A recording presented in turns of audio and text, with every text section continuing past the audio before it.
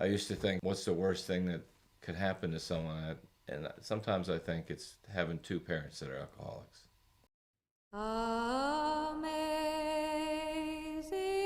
grace, how sweet the sound that saved a wretch like me. I'd lost everything that was important to me. The only way out for me was probably death. When you're 16 years old, to be expelled from high school, that was a pretty big deal. Yeah, mine started pretty young. Started experimenting with marijuana and drugs about 13 years old. I was 12 years old. That was the summer of the 6th grade. I remember sitting in high school class, smelling like alcohol, and a girl sitting next to me, and I think that she knew what was going on. I was really miserable. You know, I was still young. I was a kid, basically. I was in high school. I was a teenager. I was at an age where I felt like, you know, I should be just enjoying myself. I drank pretty much alcoholically from a very young age, Which is what? 14. And my nickname in high school was the Sponge, which you know, gives a pretty clear indication that even among the high school kids, I drank a lot. I don't ever remember a day in my childhood without alcohol.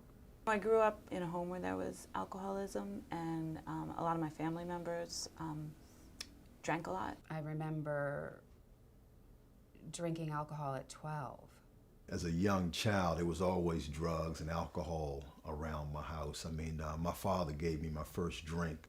We're a big Irish Catholic family. We had 20-some grandchildren on one city block, and lots of parties, and lots of drinking, and lots of alcoholics. I came from a long history of Irish Catholic, big families, lots of drinking. A lot of my uncles and family members, they also used to get high, and I can remember being around them, and there was a part of me that what I saw was the laughing and the giggling and the fun, so it was attractive to me. When I was 10 years old, I was going to bars with my father. He'd sit me up on the bar stool and say, "That's my son." But I also remember my mother saying, "Don't do drugs."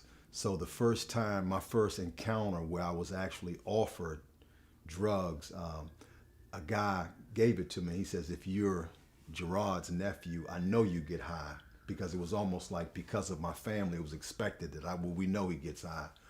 And that was the first time I got high. But when he passed that joint to me, there was a pause, and I was thinking, one side of me was thinking about what my mother said, and there was another piece side of me that was kind of thinking about the laughter and, you know, here's my opportunity. And I smoked that joint of marijuana, and I was 12 years old. That was the summer of the 6th grade.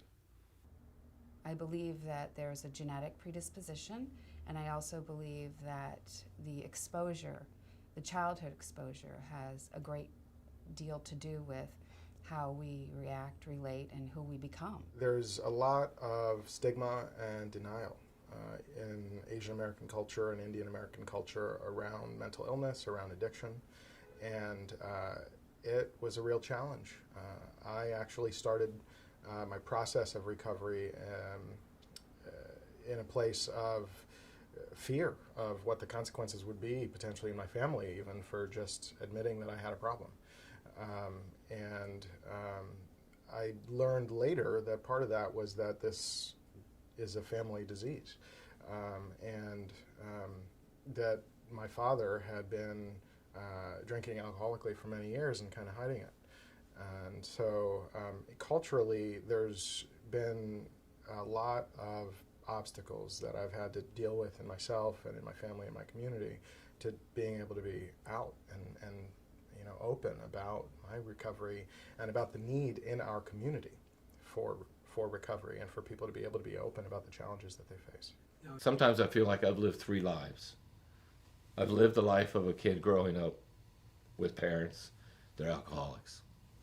I feel like I've lived a life of being addicted to drugs and alcohol. And now I've lived a life in recovery. But I kind of have to address all this to have this continual, beautiful journey in recovery.